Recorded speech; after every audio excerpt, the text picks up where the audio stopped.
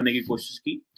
आपको पता है कि 1945 के बाद जब नेशन स्टेट सिस्टम बना तो क्या बैनुल इक़वामी सिस्टम के अंदर और इंटरनेशनल लॉ में क्या किसी मुल्क के लोगों के ऊपर ये कदगन है या ये मसला है कि वो अपनी मर्जी का सिस्टम नहीं चुन सकते? वो अपनी मर्जी का जैसा मर्जी चलाएं। सुने सुने सुने सुने सुने सुने लोग अपनी मर्जी का सिस्टम चुन सकते हैं। बिल्कुल। तो जो लोग अपनी मर्जी का सिस्टम चुन सकते हैं, तो अगर 1.5 बिलियन मुसलमान हैं दुनिया के अंदर with different cultures, with different ethnicities, with different in different continents, ठीक है जी, विद डिफरेंट पर्सपेक्टिव्स, पूरी दुनिया के जो मुसलमान जो इस वक्त 57 ममालिक में डिफरेंट कॉन्टिनेंट्स में कहां कहां बैठे हुए हैं, आप क्या समझते हैं सबकी सोचें एक जैसी हो सकती हैं? नहीं हो सकती। हर बंदे का अपना एक नजरिया है, हर बंदे की अपनी एक सोच है। कोई अथॉरिटेरियन सेटअप में रहना चाहता है, कोई सेकुलर सेटअप में रहना चाहता है, कोई रिलीजियस सेटअप में रहना चाहता है, कोई इस्लामिक स्टेट बनाना चाहता है। तो आप ये क्यों कह सकते हैं कि ये दोहरा में आ रहा है? ये it depends on the people. सुने ना, सुने सुने, it depends on the people. पहली बात तो ये है, सुने बात तो सुन ले भाई साहब। अभी मैंने तो आपको रोका ही नहीं था। अगर आपने बोलना है तो मैं चुप कर जाता हूं, आप बोल लें, मैं अगली बार ही बोल लूंगा। मैं सिर्फ इतना कह रहा हूं अरविंद भाई, वाई कांट यू से कि दोगला में आ रहा है कि इंडिया का मुसलमान सेकुलरिज्म इसलिए चाहता है ताकि उसकी शनाख्त बची रहे। वो चाहता है कि अगर हिंदू डोमिनेंट कंट्री बन गया तो ये तो उसी तरह करेंगे, मसाजिद गिरा देंगे जिस तरह ये गिरा के तो सुप्रीम कोर्ट से मोहर लगवा लेते हैं। वो तो ये कहता है। और दूसरी बात आपने कही, सो दोगला मेयार नहीं होता। It depends where the people live and they decide as per their democratic right। अगर वो डेमोक्रेटिक राइट में सेकुलर बनना चाहते हैं तो उनको सेकुलर बनने की इजाजत दें। वो वहां पे देखिए, जमाते इस्लामी पाकिस्तान में भी थी, जमाते इस्लामी इंडिया में भी थी। दोनों जमातें का अपना अपना पर्सपेक्टिव है। वहां पे बैठ के वो कहते थे सेकुलरिज्म होगी तो हम बचेंगे। यहाँ पे वो कहते हैं नहीं, हम क्योंकि मेजोरिटी में है सो हमें अपने आप को अपना निजाम लेके आना है। जो भी उनके स्कूल ऑफ थॉट है, मुझे उससे एग्री करना जरूरी नहीं है। एक बात हो गई। दूसरी आपने बात की दो कौमी नजरिया की। देखिए, जब हम लोग पाकिस्तान में बैठ के इतने लोगों ने 22 करोड़ लोगों ने आज फैसला कर लिया कि जी हमने सेपरेट मुल्क में रहना है, तो that is respect their choice. उनकी चॉइस की रिस्पेक्ट करें। और जो बांग्लादेश से अलहदा हो गया ईस्ट पाकिस्तान हमसे, तो मैं समझता हूँ गलतियां तो हमारी हैं, कसूरवार तो हम हैं। अगर हमने उनको प्रॉपर राइट्स दिए होते, चीजें दी होती, मामलात खराब ना करते, पॉलिटिकल विजन होता तो मामलात खराब ना होते। क्या बांग्लादेश ईसाई मुल्क बन गया उसके बाद? क्या बांग्लादेश इंडिया की कॉलोनी बन गया? सुने ना, सुने, क्या बांग्लादेश ईसाई बन गया या क्या बांग्लादेश हिंदू बन गया? है तो मुसलमान ही है ना। आपका नेबर है, ये अभी हमारा नेबर नहीं है, हमारे साथ है तो मुसलमान ही रहा ना। मुसलमान ही रहा ना, कोई अपनी शनाख्त तो नहीं ना बदली। सो मुसलमान रहा, लेकिन अपने हकूक के लिए, ताकि हमारे हकूक अच्छे हो सके। सो मैं समझता ये हूं कि गलती हमारी। सेकुलरिज्म को अपनाया उन्होंने। सुने और सेकुलरिज्म और चीज, ये भी ना छुपाएं, ये भी बता दें, मुसलमान मुल्क तो रहे, नो डाउट अबाउट इट। इस्लाम उनका मजहब था, मेजोरिटी का मजहब था, उसके फोल्ड में वो रहे, लेकिन सेकुलरिज्म को भी अपनाया। ये ना छुपाएं आप।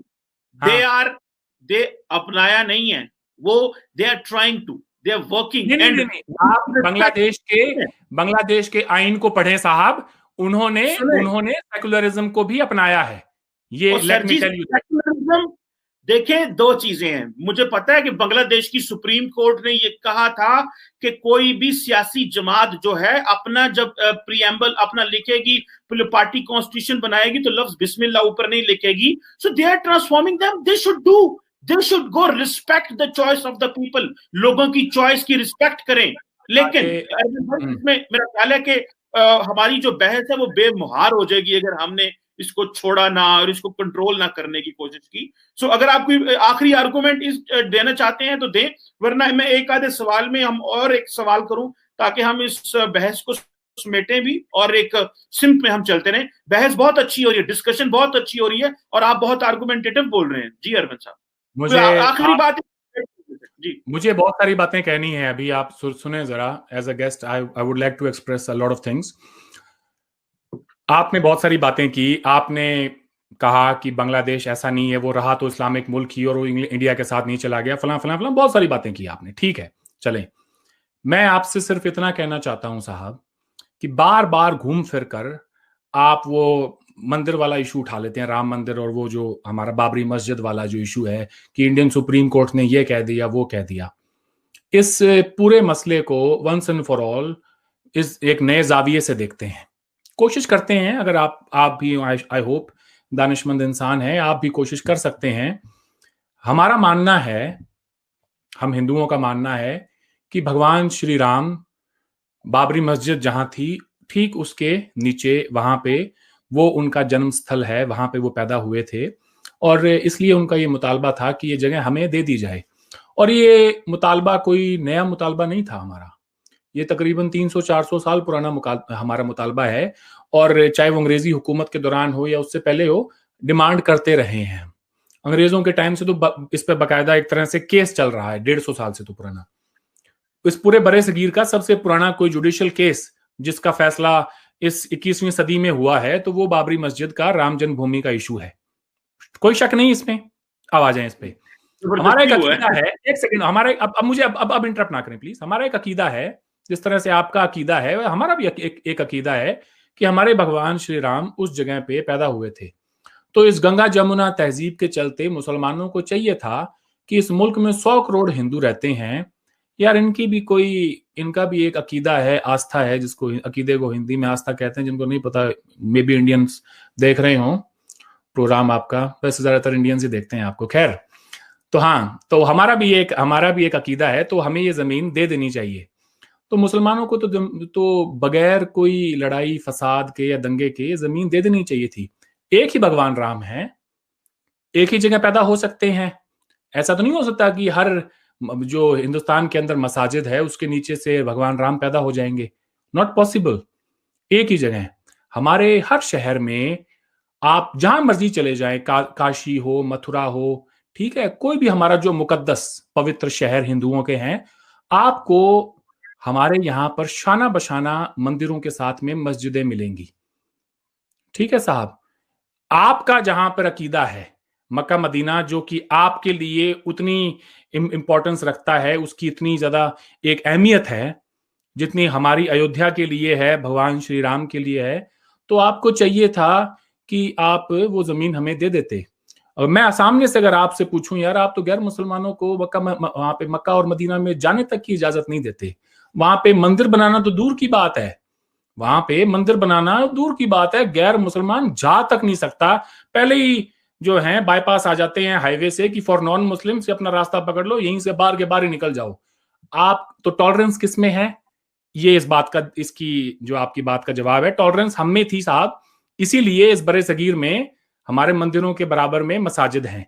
हमारे यहाँ पर आज भी आपसे ज्यादा मुसलमान रहते हैं, दिन में 5 वक्त नमाज अदा करते हैं, सुबह आंख खुलती है अजान के साथ, और अजान होती है तो कोई ये नहीं कहता कि जी ये क्यों हो रहा है, वो क्यों हो रहा है, सारे एहतराम करते हैं उसका। बावजूद इसके कि आप हमें दिन में 5 बार ये याद दिलाते हैं कि आपके जो भगवान हैं वो इबादत के लायक नहीं है। मैं खड़ा होके लाहौर में या फिर कराची में, कहीं भी पाकिस्तान में खड़ा होके अगर मैं सिर्फ इतना कह दूं ना कि मेरे राम के सिवा कोई इबादत के लायक नहीं है दूसरा भगवान, मेरा गला काट दोगे, 1 सेकंड नहीं रहने दोगे वहां पे। नहीं, मैं सही कह रहा हूं। मैं मंदिरों में कोई ये नहीं कहता, हमारा अकीदा ये नहीं है, हमें ये नहीं सिखाया जाता। सुने बात सुने साहब, महात्मा गांधी ने कहा ईश्वर अल्लाह तेरो नाम सब को नेगेट करते हैं। नहीं सुने अब क्यों ना करे चीमा साहब, आप ये कोई टेलीविजन डिबेट नहीं है। हमारे यहाँ पे ही हमारे लीडर्स ने, जो हमारे फाउंडिंग फादर्स थे, उन्होंने जब कोई भी प्रेयर बनाई या कुछ भी कहा, उसमें सबको बराबरी की जगह दी। इसलिए आज इमरान खान जैसे कहते हैं कि जी ये गांधी का हिंदुस्तान नहीं है, ये नेहरू का हिंदुस्तान नहीं है, तो इनसे कोई ये पूछे, हरामखोरो, तुमने नेहरू के हिंदुस्तान को कौन सी इज्जत दी थी, कौन सी इज्जत दी थी उसको? ये कोई बात नहीं हुई है कोई ऐसा है सर। 5 बार आप हमसे कहते हैं हिंदुस्तान की ये टॉलरेंस है कि हमारी मेजॉरिटी कम्युनिटी इसको सहन करती है, बर्दाश्त करती है। आप कह रहे हैं, एक आखिरी सुने, मैं इसी हवाले से मैं आपसे पूछ लेता हूं, अगर हिंदुस्तान के मुसलमानों को सेकुलरिज्म इतना प्यारा है तो वो यूनिफॉर्म सिविल कोड क्यों नहीं अपना लेते? क्या प्रॉब्लम क्या है? मेरी इसी बात ना करें। सुने ना, और सुने मेरी बात, सुने, मुझे बात बताएं, जब आप भगवान की पूजा कर रहे होते हैं तो साथ आप अल्लाह की भी पूजा कर रहे होते हैं। साथ जब आप भगवान, अपना जो भगवान है, आप एक हिंदू मजहब से आपका ताल्लुक है, तो जब आप अपने भगवान की पूजा करते हैं, जब एक सिख अपने गुरु की पूजा कर रहा है, वो गुरु नानक को याद कर रहा है, एक मुसलमान जो है वो अपने खुदा को याद कर रहा है, तो वो जाहिरी बात है वो अपने को याद कर रहा है, अपने से बात कर रहा है, उसी से दुआ मांगकर और ऑटोमेटिकली दूसरे को नेगेट कर रहा है। ये तो नहीं होता। मैं जवाब देना चाहता हूं उसका। तो सुन तो लेना भाई साहब, सुन तो ले, मुझे पता, मैंने इस डिस्कशन को अगले 8-10 मिनट में रैप अप करना है। मैं इसको लंबा नहीं करता क्योंकि व्यूअर्स फिर जो है वो एक डिस्कशन को इतना लंबा नहीं होना चाहिए। सुनिएगा बात सर जी, मैंने तो आपको 6 मिनट टाइम दिया, मैं बात कर रहा हूँ सिर्फ उसमें। अरविंद भाई, इसमें कोई मसला ये नहीं, यहाँ पे कोई कप लेना नहीं हमने एक दूसरे से, ना कुछ जीतना मकसद है। पॉइंट पर है। हाँ, मैं आता हूँ पॉइंट पे, मुझे पता है मैंने कब पॉइंट किया है। काइंडली जरा सुने बात। मैं जब आपकी चीज इतनी देर से सुनी जा रहा हूँ तो then let have a heart. जब आप अपने भगवान की पूजा करते हैं, अपने खुदा, हम मुसलमान अपने खुदा की पूजा करते हैं, तो हम ऑटोमेटिकली दूसरे को नेगेट कर रहे होते हैं। इसमें कौन सी रॉकेट साइंस है कि आप खुदा, जब आप खुदा की बात कर रहे होते हैं तो आप कह रहे होते हैं कि जी बुतों की पूजा नहीं करनी है, किसी का जो भी आपका मौकफ है। लेकिन मैं समझता ये हूं, कोई एक बंदा जब जो ईसाई हैं, जब हजरत ईसा अलैहिस्सलाम को याद कर रहे होते हैं, तो डेफिनेटली इन अदर वर्ड्स वो नेगेशन कर रहे हैं हजरत मोहम्मद सल्लल्लाहु अलैहि वसल्लम की। और जब हम उनको मोहम्मद मानते हैं, नबी मानते हैं, तो हम डेफिनेटली नेगेशन कर रहे होते हैं बाकी लोगों से। तो इसको, ये जो चीज है ना, मेरा ख्याल है कि इसको अगर आप ये कहें ना जी कि वो कि जी हम हिंदू मजहब को जो है वो गालियां देना मकसूद नहीं, अल्लाह माफ करे, आप भी उतने अच्छे इंसान हैं, आपका मजहब भी बहुत अच्छा है, हमारा मजहब हमारे लिए बहुत अच्छा है, आपको अपना मजहब मुबारक हो, हमें हमारा मजहब मुबारक हो। एक अच्छे तरीके से रहना चाहिए और डायलॉग करना चाहिए। लेकिन ये तासुर देना कि जी आप हमें गालियां देते, गाली देना मकसद नहीं है। मैं अपने खुदा की इबादत करता हूं, मैं अपने नबी को मानता हूं, मैं अपनी कुरान को मानता हूं। इसका मतलब ये नहीं है मैं किसी के गाली दूं। मेरा नाम, मेरा मजहब ये कहता है और हमारे कुरान में है। अरविंद भाई आखिरी बात, और मैं ज्यादा नहीं जाना चाह रहा, मगर लेट मी रिस्पॉन्ड प्लीज। आखिरी सुन लें। हमारे कुरान में है ये हमारे कुरान की आयत है। खुदा कहता है कि तुम किसी के भगवान को या किसी के खुदा को गालियां मत दो। ये अल्लाह ताला कहते हैं। तो ये हो ही नहीं सकता कि कोई दे, अगर कोई दे रहा है, गलत कर रहा है, ज्यादती कर रहा है, तो अल्लाह ताला के हुक्म अदूली कर रहा है। सिंपल सी बात। आपको हिंदू मजहब को दोबारा पढ़ने की जरूरत है साहब। जब आप ये कहते हैं, जब आप ये कहते हैं कि जब कोई हिंदू बैठ के अपने भगवान को याद कर रहा होता है तो वो दूसरे के जो भगवान है, खुदा है, उनको नेगेट करता है, मतलब उनको वो नहीं मानता है। ये थ्योरी आपकी बिल्कुल गलत है। हमारे यहाँ पे अलग अलग ओकेजन्स पे अलग अलग भगवानों को याद किया जाता है। ठीक है, हमारे यहाँ सरस्वती की भी पूजा होती है जो कि इल्म की देवी है। हमारे यहाँ लक्ष्मी की भी पूजा होती है जो कि धन की देवी है।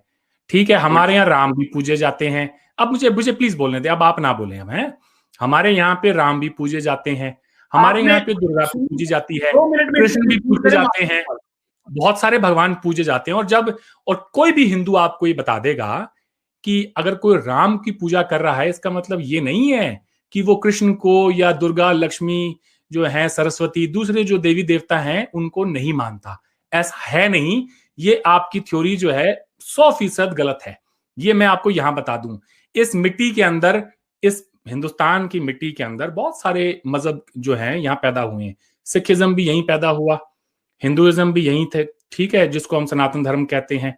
उसके बाद में यहाँ पर इस्लाम भी आया, यहाँ पर क्रिश्चियनिटी भी है। यहाँ जो भी आया, हमने सबको अपना बनाया। हमने ये नहीं कहा कि हमें मजहब के नाम पर अलग मुल्क दो, हमने ये बिल्कुल नहीं कहा। जब इस बड़े सगीर के टुकड़े हुए, जब इस पूरे भारत के टुकड़े हुए, 2 मुल्क वजूद में आए। एक हिंदुस्तान जिसने अपने आइन में सेकुलरिज्म लिखा, एक पाकिस्तान जिसने अपने आइन में इस्लाम लिखा।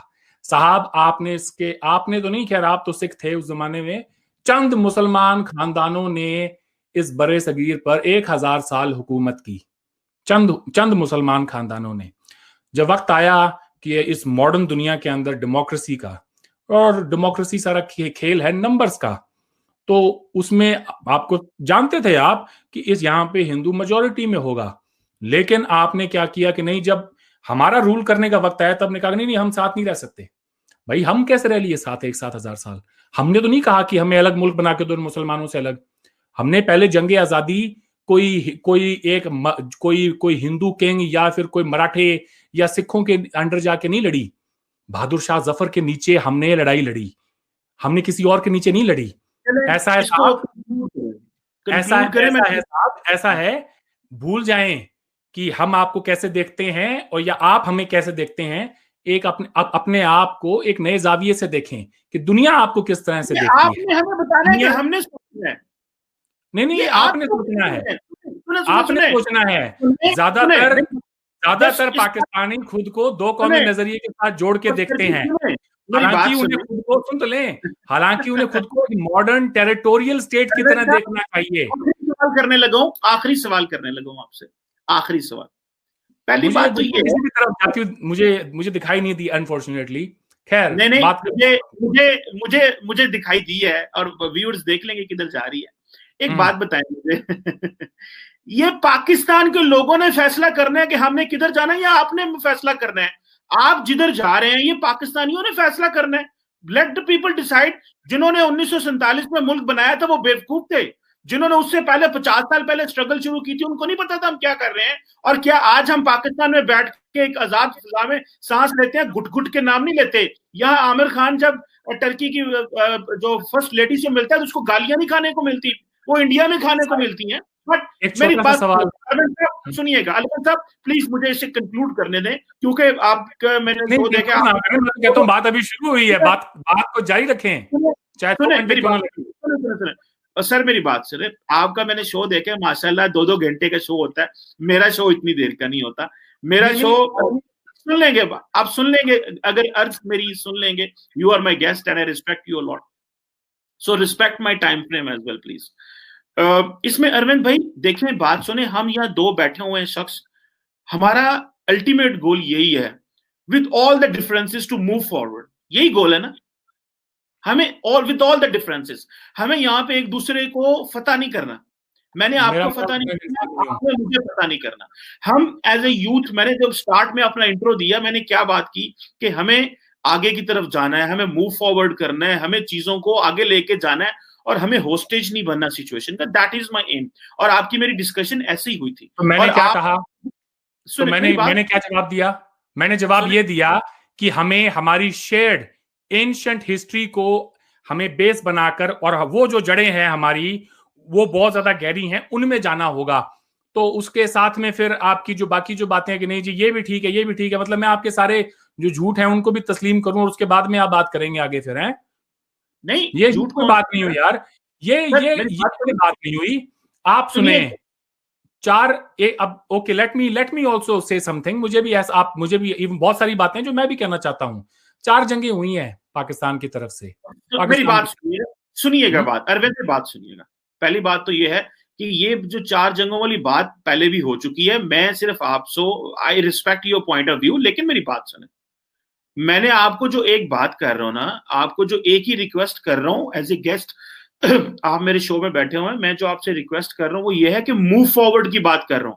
4 जंगें आपने बार बार कह रहे हैं आपके झूठ आपके झूठ आपके झूठ। अब मैं सुनिए, भाई साहब सुन तो लें। अगर मैं आपको कहूं आप झूठ बोल रहे हैं तो कितना बुरा लगेगा। मैं नहीं कहना चाहता आप झूठ बोल रहे हैं, आपका मौकफ है। फैक्ट चेकिंग कर लेते हैं, कौन बोल रहे हैं? सर जी आपका मौकफ है, मैं आपको ये नहीं कहूंगा। ना, कोई मौकफ नहीं है। ये फैक्ट है। Fact is fact. It can be verified, it can be checked. I think Arvind भाई देखिए बात सुने, मैं आपके मौकफ की इज्जत करता हूं, रिस्पेक्ट करता हूं, आपका जो भी है। मैं जरूरी नहीं आपके मौकफ को मानो, और आप जितनी बात को हम फैला लेंगे बातें फैल जाएंगी। कोई उसका 1 मिनट में बात फैलाना तो मसला ही कोई नहीं है। बात को कंक्लूड करना, रैप अप करना इज मोर इंपॉर्टेंट होता है। सो मेरा ख्याल है कि आप एक इंतहाई समझदार और सीजन्ड इंसान है, आप अपनी जिंदगी में एक कामयाब इंसान है। So let's come to the points where we can move forward on this idea कि भाई आगे किस तरफ जाना है। आप जैसे हैं आप रहे, हम जैसे हैं हम रहते हैं, लेकिन let's get on to the common minimum agenda के ऊपर एग्री हो जाए। That is I think what is important. जी, कॉमन मिनिमम एजेंडा ये है कि हमारे मुल्क में जो दहशतगर्दी होती है उसको कम किया जाए, उसको बंद किया जाए। कम क्या किया जाए, उसे बिल्कुल ही बंद किया जाए। पाकिस्तान अपनी हिस्ट्री को ठीक करे, अपने मैं मेरी जो ख्वाहिशात है वो मैं आपको बता देता हूं, and then you can respond, ठीक है।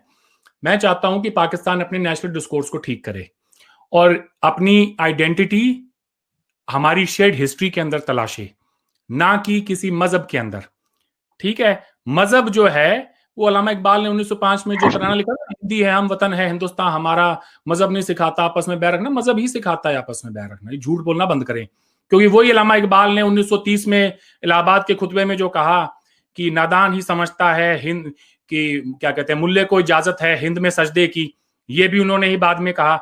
वही इंडिया के बारे में मुसलमान जो कहते हैं ना, ये बहुत ही गलत थ्योरी है आप लोगों की। लोगों को आप बेवकूफ नहीं बना सकते हैं जरा टाइम तक, जब आप ये कहते हैं कि जी इंडिया का मुसलमान तो ये चाहता है कि सेकुलरिज्म हो और पाकिस्तान का मुसलमान सेकुलरिज्म नहीं चाहता है, ये ऐसा है वो वैसा है। इस्लाम में जो हराम है वो हराम है, इस्लाम में जो शिर्क है वो शिर्क है। जब जब वही अल्लामा इकबाल आपके कौमी शायर हैं, the reconstruction of Islamic faith में वो क्या क्या कहते हैं, वो ये कहते हैं कि जब उनसे ये पूछा गया कि जी इंडिया और कि 4 सूबे बनने चाहिए, उधर नॉर्थ वेस्ट सिंध बलूचिस्तान पंजाब मिलके, मैं ख्वाब देख रहा हूँ कि इस तरह एक नई रियासत बनेगी, तो वो कहते हैं कि उसकी क्या शक्ल होगी। अब लोगों ने 2-4 सवाल पूछे, तो वो कहते हैं कि घर जुदा हो दीन से सियासत तो रह जाती है चंगेजी। तो आपने तो उसको हूबहू डाला है कि दीन और सियासत को साथ में मिलाकर चलो। वही अल्लामा इकबाल के मानने वाले हमारे AMU के अंदर जामिया में वो यहाँ पढ़ते हैं और पढ़ाते हैं। अल्लामा इकबाल ने the reconstruction of Islamic faith में यह भी कहा कि जब इस बड़े सगीर के मुसलमानों को क्या करना होगा कि आप अपने आजादी की लड़ाई लड़ें, और आजादी की लड़ाई लड़ने के बाद आपका एम यह होना चाहिए कि तमाम रियासतें मिलकर एक खैलिफेट बनाएं। ये अच्छा, आज खैलिफेट की अगर कोई बात करेगा, दाइश करती है खैलिफेट की बात, दाइश खैलिफेट की बात करती है तो सारे पाकिस्तानी कहते हैं उफ ये तो हमें नहीं चाहिए। वो उसी खैलिफेट की बात करते थे जिस खैलिफेट के लिए आज पूरी दुनिया में उसका जिक्र होता है। तो ये मुनाफकत नहीं चलेगी कि आधा तीतर आधा ढेर नहीं चलेगा, ठीक है। दूसरा ये है पॉइंट मेरा, मुझे सिर्फ 2 मिनट दें अपनी बात आपको ऐसे ना करें आप, बात सुने। आजादी के बाद सुने, मैंने आपका पॉइंट मेरे पास आ गया, मुझे अपनी बात मुकम्मल करने थे, 2 मिनट करने थे, उसके बाद में स्टेज इज ऑल योर्स। आप इसको इतना, मैंने कहा था मैंने 1 घंटे में इसको वाइंड अप करना है, आप काइंडली इसको इतना लंबा क्यों कर रहे हैं, मेरी बात की क्यों नहीं लंबा मैं इसलिए कर रहा हूँ, आप बोले जा रहे हैं प्रोग्राम, मैं मेहमान तो आपको सुन रहा हूँ भाई, आपका मौकफ है, सुन रहा हूँ, रिस्पेक्ट करें। आप अपना मौकफ आपने दिया है, मुझे लेक्चर ना दें, मेरे से हम डिस्कशन कर रहे हैं मूव फॉरवर्ड की बात करने की। मैं बता देता हूँ, चलें सुन ले ब्रदर, सुन ले अरविंद साहब, सुन ले। देखिए, अगर मैं बात कर रहा हूं मॉडरेटर, मैं आपकी रिस्पेक्ट कर रहा हूं। मैंने कहा मिनिमम कॉमन एजेंडा, आपने बड़ी खूबसूरती से 3-4 बातें की, मैं उन्हीं से 3-4 बातों का जवाब देके इसको राउंड अप करता हूं। पहली बात, पाकिस्तान कहता है कि भारत जो है पाकिस्तान में दहशतगर्दी कराता है और कुलभूषण यादव जैसे दहशतगर्दों को भेजना बंद करेंगे तो ये मिनिमम कॉमन एजेंडा है। एक बात, अफगानिस्तान में जो दहशतगर्द जमातें हैं, जो तहरीके TTP है और जमातुल अहरार है, और जो हमारे जो बलोच अक्सरियत बलोचिस्तान में बैठे हैं उनको आप फंड करते हैं, ये फंडिंग करना बंद करें। ये है मिनिमम कॉमन एजेंडा। अगर आपने ये कम करना बंद किया तो चीजें आगे नहीं चल सकेंगी। आपने बात की नेशनल डिस्कोर्स की, ये पाकिस्तान के लोगों ने फैसला करना है कि नेशनल डिस्कोर्स क्या है। दिल्ली में बैठ के ये कुछ लोगों ने फैसला नहीं करना कि पाकिस्तान का नेशनल डिस्कोर्स क्या है, ये हमने बहुत पहले डिसाइड कर लिया था हमारा नेशनल डिस्कोर्स क्या है। और this right goes to the people of Pakistan and the democracy and और पाकिस्तान की पार्लियामेंट बैठ के फैसला करेगी। आप ना मुझे बताएं न्यूजीलैंड में बैठ के, दिल्ली में बैठ के, वॉशिंगटन, पेरिस, लंदन में बैठ के ना बताए इस्लामाबाद में कैसे चलना है, ये आपका डोमेन नहीं है। हमारा डोमेन सिर्फ ये है कि हाँ, और आपने बात की जी shared history, this is the job of the people of Pakistan from where they want to get a shared history. I spoke you earlier कि shared history when it comes to ethnicity, this comes from this region, and the shared history which we share on the religious basis, that comes from the Arab world. So इसमें 2 राय नहीं है। So let the people of Pakistan no कि उनकी shared history ethnicity की कहां पे है और रिलीजन की क्या है, क्योंकि किसी बंदे की भी कोई एक हिस्ट्री जो आइडेंटिटी नहीं होती, मल्टीपल आइडेंटिटीज के साथ आप होते हैं। रिलीजियस आइडेंटिटी है,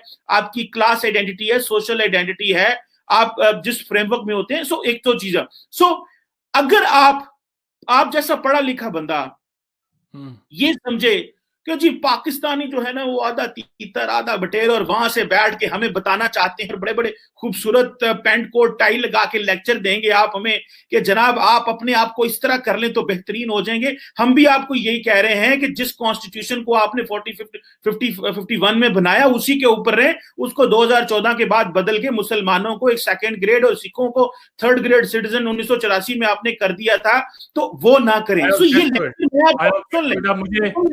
respond to it. You have got into a Saran साहब सुन ले मुझे नहीं मैं यहाँ पे नहीं सुना हुआ है, मैंने बहुत सुना हुआ है। थोड़ा आप मेरी बात सुने। मैंने पूरी डिस्कशन के दौरान मेरी बात सुने, पूरी डिस्कशन के दौरान मैंने ऐसी कोई नब्ज आपकी नहीं पकड़ी है जिसके ऊपर कि आप ये कह सकें कि जी इस मैंने कोई फलां कोई यहाँ की, मैंने सिर्फ आइडियोलॉजी की बुनियाद पर बात की है सारी। सर आप हो रहे हैं पर्सनल, आप हो रहे हैं पर्सनल बात सुने आप हो रहे हैं पर्सनल। जहां तक सेकुलरिज्म का ताल्लुक है, एक सेकंड 70 साल 72 साल हम सेकुलरिज्म पर ही आज तक चलते आए हैं। हमारी गवर्नमेंट को इस खित्ते के अंदर मजहब के नाम पे सियासत करी 70 सालों में। आपने पाकिस्तान बनाया आपने, हमने उस वक्त मजहब की सियासत नहीं करी।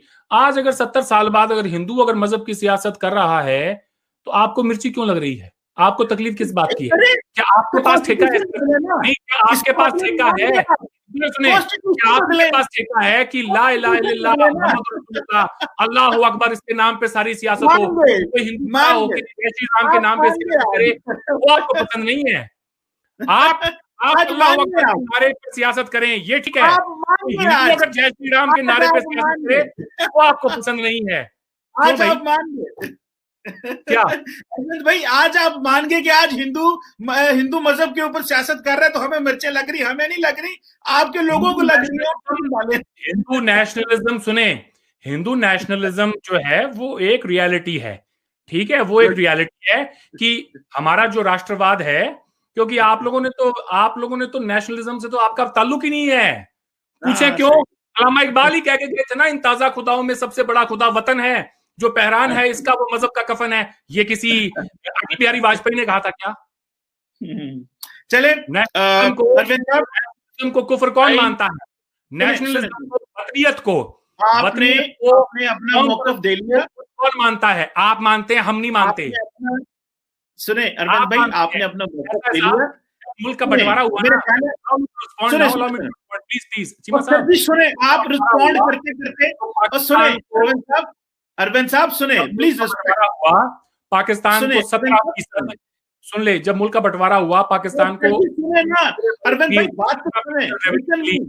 अरविंद भाई पॉपुलेशन मिली, सुन ले, बात सुन ले। अरविंद भाई लिसन मी, मिली, आपने अपनी बात आई वांट टू, मैं यार आप अगर मेरी बात खत्म ना करते हैं, आप 1 मिनट में अगर मेरी बात खत्म ना हो, आप you will get a space again. ओ भाई साहब बात तो सुन लें और रिस्पेक्ट तो कर लें, और मेरी बात तो सुन लें, ठंडे हो जाएं, कोई बात नहीं। मुझे मैं बड़ा ठंडा हूँ, मैं बड़ा ठंडा हूँ। आप जाने तो रहे हैं जातियात पे नहीं सुने, सुने यार, सुने, काइंडली सुने प्लीज। मैंने ये 40 मिनट भाई साहब सुने तो सही यार, सुने मेरे बड़े भाई, बड़े भाई जान, सुन ले बात। आप बहरे बोल रहे हैं, आपको 38 मिनट में सुन ले यार, सुन ले, खुदा मुझे माफ कर दे, मुझसे कोई गलती हुई, बड़े भाई है, माफी दे दे भाई, माफ कर दे, चुप कर। मैंने 38 मिनट में कहा था, 38 मिनट में कहा था कि मैंने इसको रैप अप करना है। माशाल्लाह आप जो है वो बात इतनी लंबी हो गई कि बात आगे चली गई, लेकिन anyhow I want to conclude this. बहुत 70 मिनट का शो हो गया। सुन ले काइंडली सुन ले। मैं आप 5 बातें करेंगे, मैं 8 करूंगा, आप 10 करेंगे, इट वोंट एंड। सो मेरा ख्याल है कि लेट पीपल डिसाइड हम क्या बात कर रहे हैं, लेकिन at the same time I really appreciate your thoughts, your vision, your clarity in your understanding of so many things, and I believe के जो young लोग हैं उनको ऐसी clarity होनी चाहिए, so that at the end of the day they can make a good difference in the societies. आपके अपने वर्जन है हमारे बारे में, मेरा आपके बारे में अपना वर्जन है। हम डेमोक्रेसी में कहते हैं लेट्स एग्री टू डिसएग्री, ठीक है जी। So let's agree to disagree and let's speak and let's talk some time another time and let's start from here where we end. और मेरा ख्याल है कि हमारे व्यूअर्स इस सारी डिस्कशन को बहुत एंजॉय करेंगे, आपके यूट्यूब चैनल को वो बहुत एंजॉय करते हैं, हम सारे बहुत एंजॉय करते हैं। सो होपफुली पीपल, लोग जो हैं इसको अच्छे तरीके से रिसीव करेंगे। बहुत टॉपिक्स डिस्कस हुए, जो मैं कुछ डिस्कस करना चाह रहा था वो हमारी डिस्कशन में ड्रैग होकर पीछे रह गए और बहुत सारी चीजें आगे आ गई। But anyhow Arvind Saharan sir, जी सर, जी सर, क्या डिस्कस करना चाह रहे थे? और नहीं सॉरी, मैं लंबा नहीं करना चाहता, मैं इसको इतना ही रखना चाहता हूँ। आपका तो टाइम है 2.5 घंटे का, मैं 2.5 घंटे का छोड़। आखिरी 10 सेकंड मेरी बात सुने। मेरा ये मानना है कि इंडिया पाकिस्तान की जो गुफ्तगू हो ना वो अनइंटरप्टेड हो, ठीक है। और कोई नहीं, सही बात है, वरना कोई बात कहीं पे जाके बात सेट तो हो, और वो तभी हो सकती है जब टॉक्स अनइंटरप्टेड हो और कोई उसमें आके और ये कर ना सके। यू नो व्हाट, मेरी क्लास से अगर ये 4 घंटे भी प्रोग्राम चलता है ना, सो बी इट।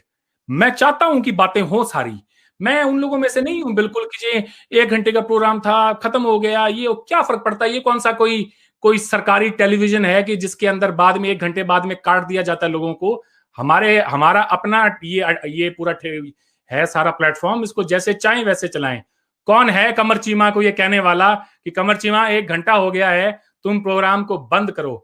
बंद नहीं करना चाहिए, कमर चीमा को बात करनी चाहिए। मैं डायलॉग में बिलीव करता हूँ, उस डायलॉग में जिसमें कोई सीरियसनेस हो, आंखों से बात करता हूं। मेरी आखिरी बात मुझसे भी सुन लें आप, एक लास्ट पॉइंट वो ये है साहब, इस पे पाकिस्तान, मैं चाहता हूँ आपके व्यूअर्स जो पाकिस्तानी उस पे सोचें। तो बहुत एक गहरी बात आपको बताने जा रहा हूँ, वो ये है कि जब पाकिस्तान सुने तो पाकिस्तान जब बना तो आपको 17% रेवेन्यू मिली हिंदुस्तान की, 19% आपको आबादी मिली, 32% आपको आर्मी मिली इस पूरे बड़े सगीर की, ठीक है। ज्यादातर जो मुल्क होते हैं भाई, वो दुश्मन के साइज को देखते हुए एक फौज को पालते हैं, उसको बड़ा करते हैं। आपने एक बड़ी आर्मी को इनहेरिट किया है और फिर आपको लगा कि यार ये पाल जो ली है तो अब हमें इसके साइज का दुश्मन भी बनाना है, तो आपने इंडिया से दुश्मनी कर ली। तो आपने दुश्मन पैदा किए हैं। तो हम वो मुल्क हैं, हमने अपने 5000 साल की हिस्ट्री में इन हिंदू कुश पहाड़ियों को पार करके हमने कभी किसी पे हमला नहीं किया है। हम वो लोग हैं, तो हमें कोई पाकिस्तान अरविंद साहब बहुत शुक्रिया आपके मौक़िफ़ का। लेकिन मैं समझता हूं कि एक चीज तो बड़ी क्लियर है कि भारत के अंदर जितनी पाकिस्तान फौज की तकलीफ है और 1.5 अरब अवाम को जितनी 6 लाख फौज की तकलीफ है, इतनी अगर आपको ये तकलीफ हो ना कि आपने 22-24 करोड़ मुसलमानों का ख्याल रखना है, कोई 12 करोड़ सिखों का ख्याल रखना है, माइग्रेट नहीं कर रहा पाकिस्तान की तरफ, 40 करोड़ लोग, एक मुसलमान पाकिस्तान माइग्रेट नहीं कर रहा है। डॉन का आर्टिकल है 5 से 7 हजार हिंदूज हर साल इंडिया आते हैं। इंडिया के अंदर मुसलमान परेशान है, तो पाकिस्तान क्यों नहीं आ रहा? कोई नहीं आ रहा। अरविंद भाई, मैं जस्ट इस शो को एंड कर रहा हूं, लेकिन ये 6 लाख फौज जो है आपके लिए मसला रहेगी और मसला है। Thank you very much.